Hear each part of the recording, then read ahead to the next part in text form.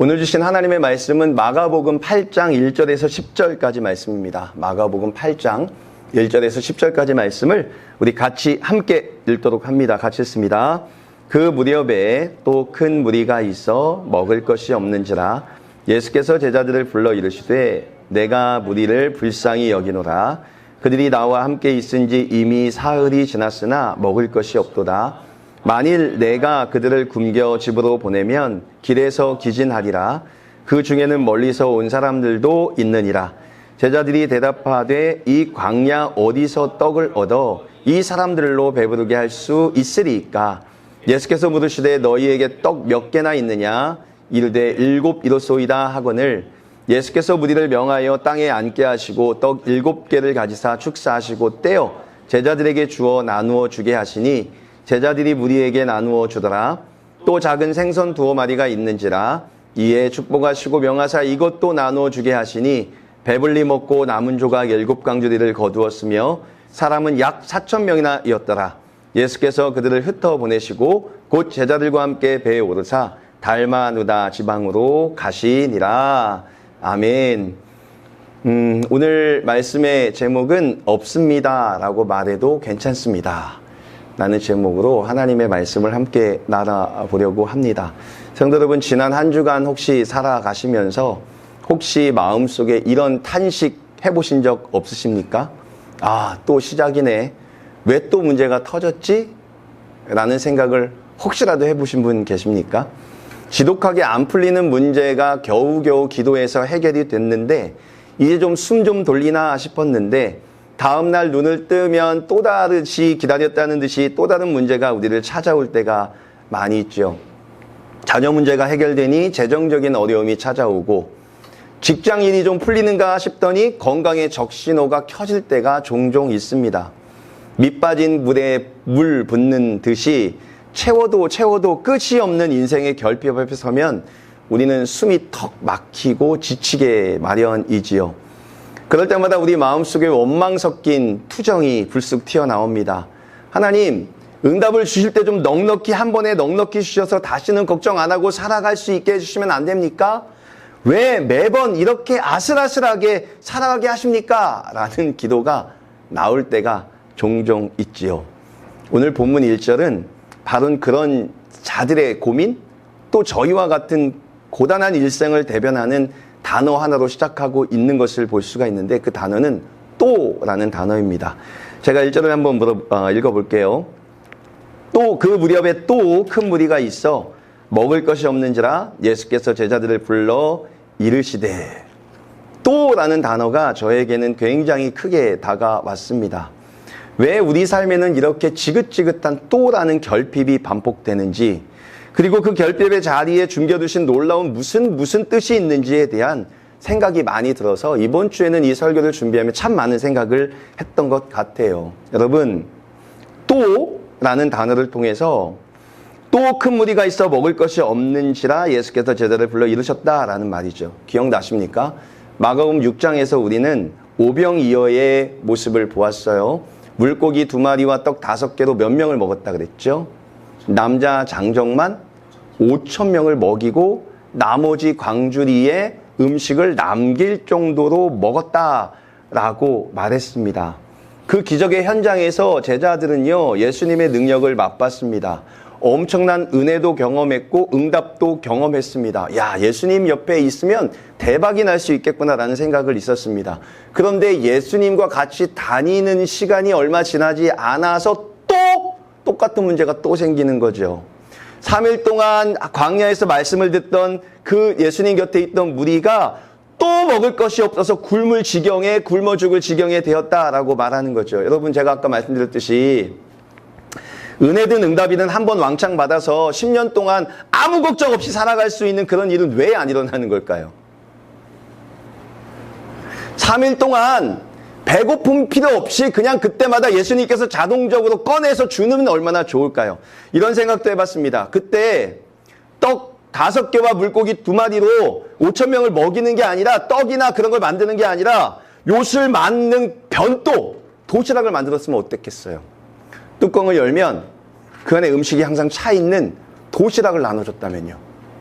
그러면 이렇게 3일 동안 굶은 사람이 자기가 배고플 때 그 뚜껑을 열면 그 안에 맛있는 밥이 들어있다면 그 안에 있는 밥을 먹고 배고프지도 않고 굶주리지도 않고 그냥 계속 먹으면서 예수님을 따라다닐 수 있는 것 아닐까요? 제가 이런 생각이 들었어요. 아니 왜 예수님을 따라다니면 이렇게 힘드냐고, 왜 이렇게 고통스럽냐고. 아니 다니면 알아서 밥 주시고 물 주시고 그랬으면 될 건데 왜 또 계속 힘든 거죠? 우리 삶이 그렇지 않나요? 기껏 눈물로 기도해서 은혜를 받았는데 예배당 문을 나서면 모자란 상황이 또 다가와요. 주일날 뜨거웠던 은혜를 가지고 갔는데 월요일날 출근길에 차갑게 식어버려요. 기도로 물질에 급한 불을 껐는데 다음 달이 되면 또다시 마이너스 통장을 바라보며 한숨이 쉬어져요. 자녀를 위해 눈물로 재단을 적셨는데 집에 들어가면 자녀가 또 부딪히며 또 싸워요. 이쯤 되면 지치고 낙심이 되는 거 아니에요? 주님, 제가 주님을 안 따르는 것도 아니고 예수님의 말씀을 듣겠다고 이렇게 열심을 내고 사는데 왜 내 삶은 항상 배가 고프고 힘들고 또 지치고 외로울까요? 주님, 정말 이게 맞는 겁니까? 1절은요, 예수님의 말씀을 듣겠다고 쫓아온 사람들의 삶에 배가 고파서 이대로 집에 돌아가다는 굶어 죽을 것 같은 현상이 또 발생했다는 거예요. 좀 부정적인 이야기로 시작해서 죄송해요. 그러나 이 1절이 주는 말씀은 또 그리스도인을 따라다녀도 예수 그리스도의 말씀을 듣겠다고 따라가도 은혜가 있는 현장에도 여전히 우리의 허기심과 배고픔과 궁핍함과 또 다른 문제가 있을 수 있다라는 것을 보여주고 시작해요.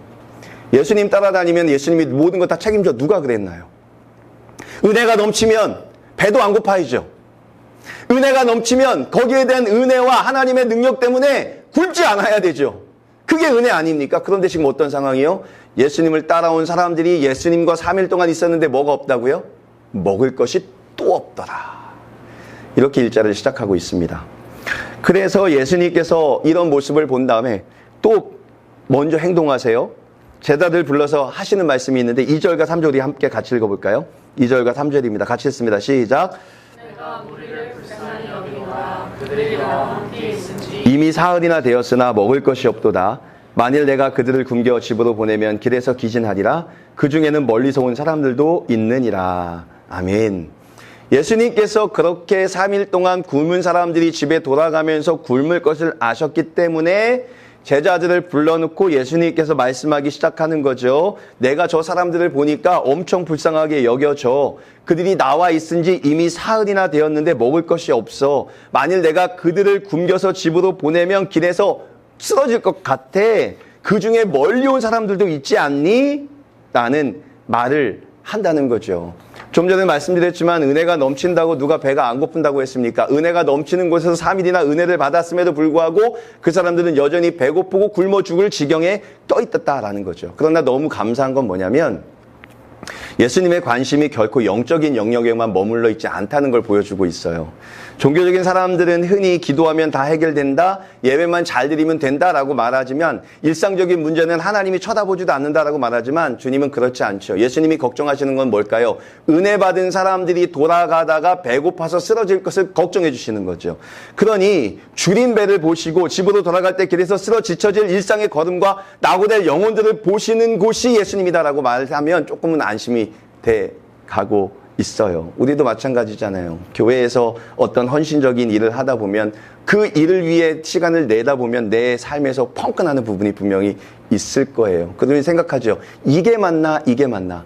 그러나 사람들이 그렇게 생각하고 있을 때 예수님은 어떻게 한다고요? 저 사람이 나를 위해 열심히 찾아왔고 3일 동안 같이 있었는데 저 사람이 돌아가다 배고파서 쓰러지면 어떡하지? 라고 제자들에게 이야기하고 있다는 거죠.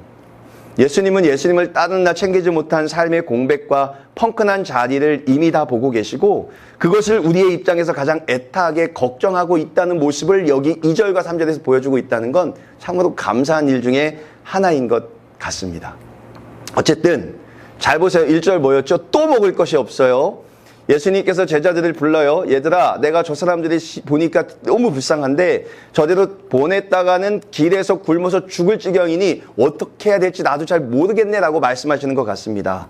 이럴 때 제자들이 예수님의 말씀을 듣고 반응을 보여요. 어떤 반응이죠? 4절입니다. 제가 읽게요. 제자들이 대답하되 이 광야에 어디서 떡을 얻어 이 사람들로 배부리 할 수 있겠습니까? 여러분 이 말이 어떻게 들리세요? 다시 한번 요약해 볼게요. 또 배가 고파요. 저 사람들 보내면 배고파서 굶어 죽을 것 같습니다. 예수님이 그 말을 했어요. 제자들이 바로 반응합니다. 예수님 여기를 보십시오. 여기는 광야입니다.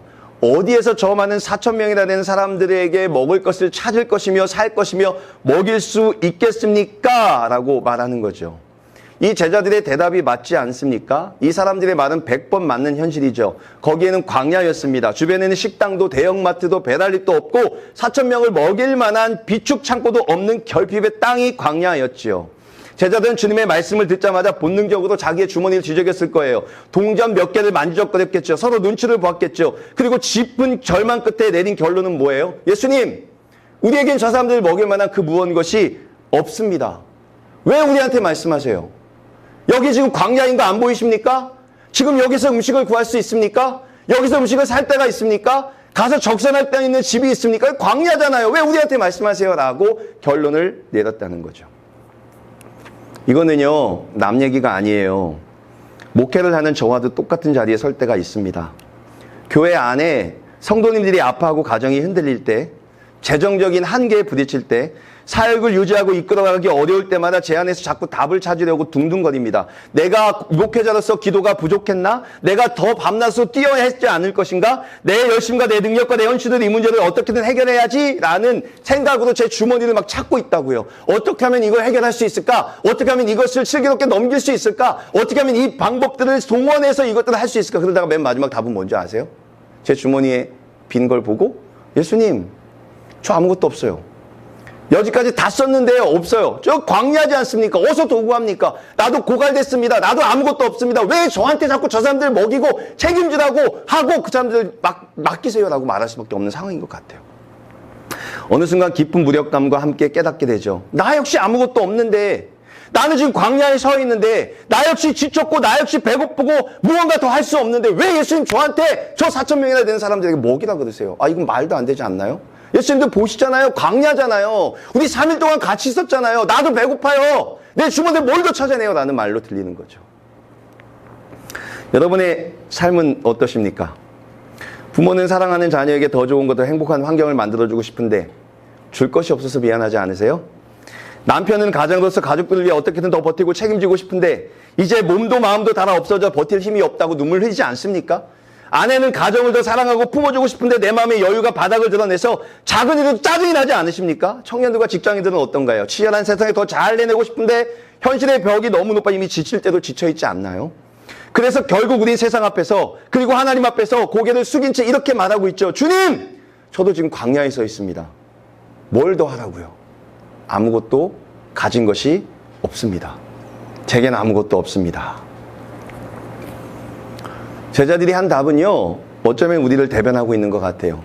근데 여러분 아세요? 예수님이 내놔, 너희가 마련해, 너희가 줘라고 말하지 않았어요. 그냥 같이 나눈 거예요. 얘들아, 저 아이들이 돌아가다가 굶어서 굶을 것 같아.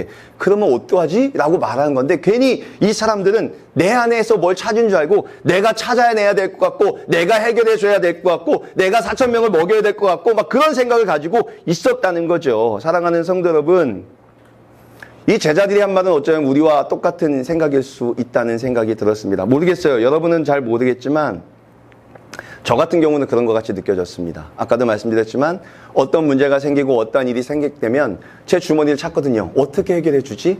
뭘 더 해야 되지? 어떻게 하는 게 내가 하는 최선의 방법이지? 그러면서 주머니를 찾고 마음을 뒤지고 머리를 뒤지면서 그 사람에게 필요한, 그 환경에 필요한 것들 찾아내다가 결국은 하는 말이 뭐죠? 나도 예수님 광야에 있어요. 나도 지금 먹을 것이 없어. 나도 3일 굶었다고요. 나도 내가 필요해요. 나도 서야 돼요. 어떻게 남을 위해 더 내도록 하세요. 라고 말할 수밖에 없는 상황에 처해 있다는 거죠. 근데 한 가지 감사한 게 뭔지 알아요? 이 제자들이 누구한테 지금 말을 하고 있죠? 네. 제자들끼리 야, 저 양반 너무한 거 아니냐? 야, 저 양반 지금 우리가 뭐 없는 거 아는데 저 양반 너무한 거 아니야? 라고 말하지 않고 그 투정과 그 불평을 어디다고 있다는 거죠? 예수님 앞에 가지고 나와 예수님 앞에서 토로했다는 거죠.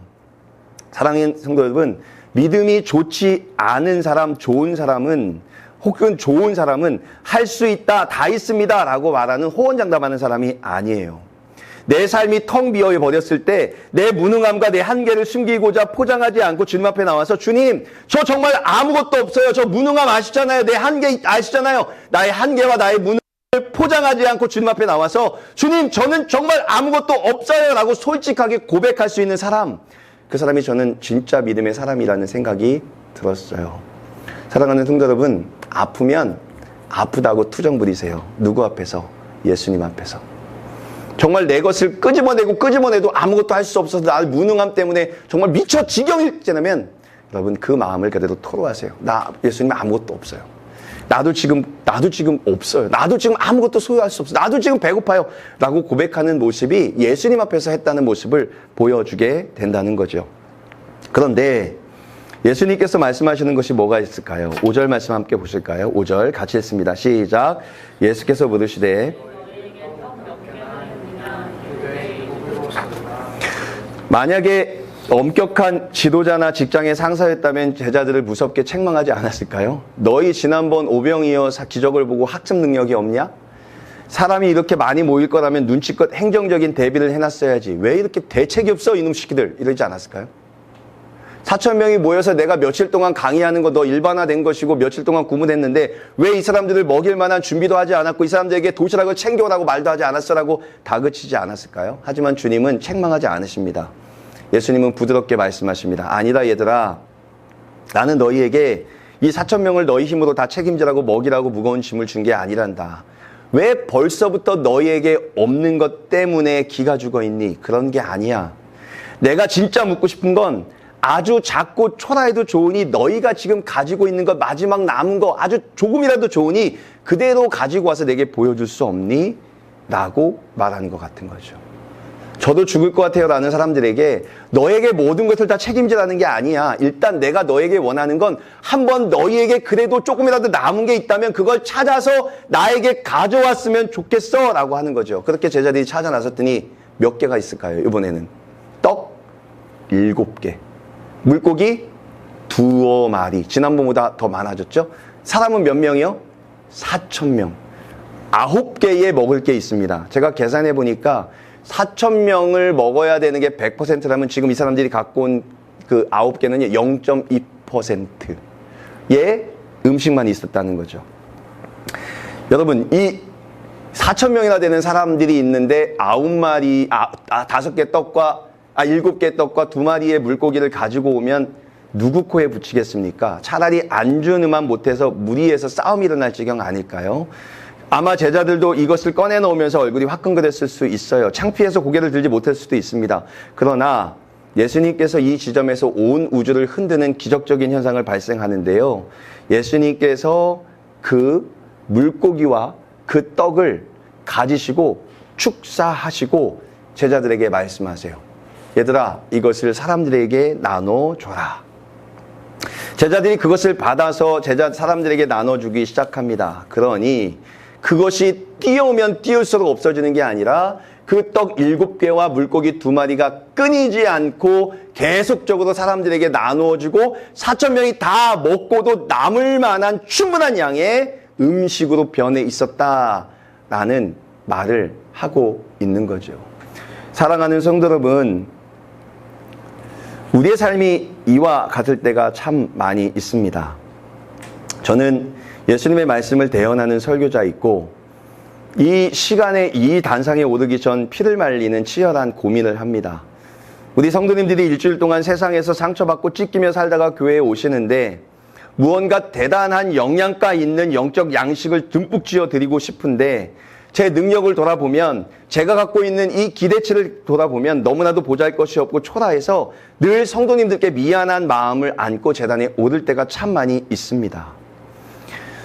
교회 안에 수많은 사역들, 성도님들의 영혼을 돌보는 일, 그리고 맡겨진 교육관이 이끌어간 무거운 책임감 앞에 서면 역시 제 주머니 앞에 털어놓아 고백할 수 있는 게 있어요. 예수님, 저에게는 능력이 없습니다. 제가 가진 자원은 겨우 0.2%밖에 되지 않습니다. 제 마음도 지금 광야처럼 말라 있습니다. 라고 말할 수밖에 없는 거죠.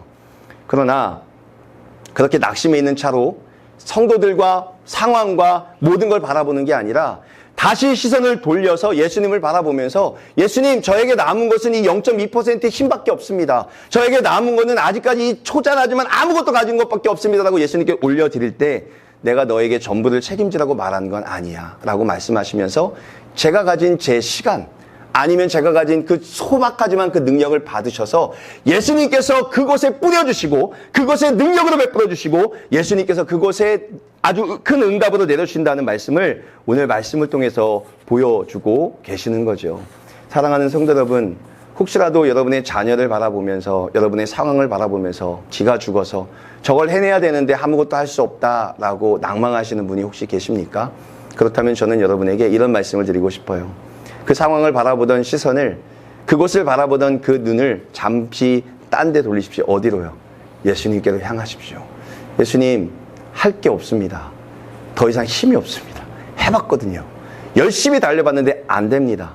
저 여기서 끝내는 거 아니잖아요. 예수님, 저 도와주세요. 인도해 주세요. 예수님께 마지막 남은 0.2%의 여러분의 힘을, 여러분의 마지막 남은 열정을 예수님께 한번 드려보십시오. 그것을 받아 축사하신 예수님께서 그 받은 0.2%로 나머지 4,000명을 먹이시고 남을 만한 충분한 양식으로 바꿔내시는 능력이 우리에게 임할 줄로 믿어요.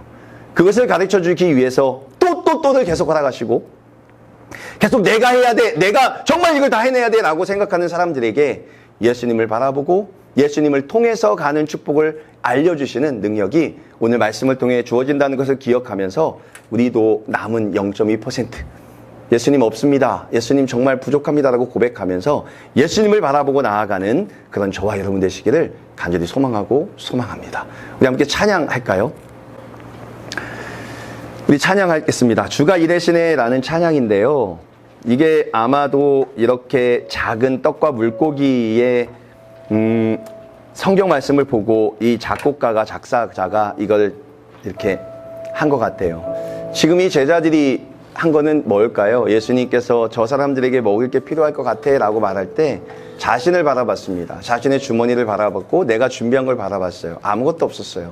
근데 예수님 말하시는 건 한 가지예요. 네가 하려 하지 말고 나를 바라보고 나와 함께 상의하자.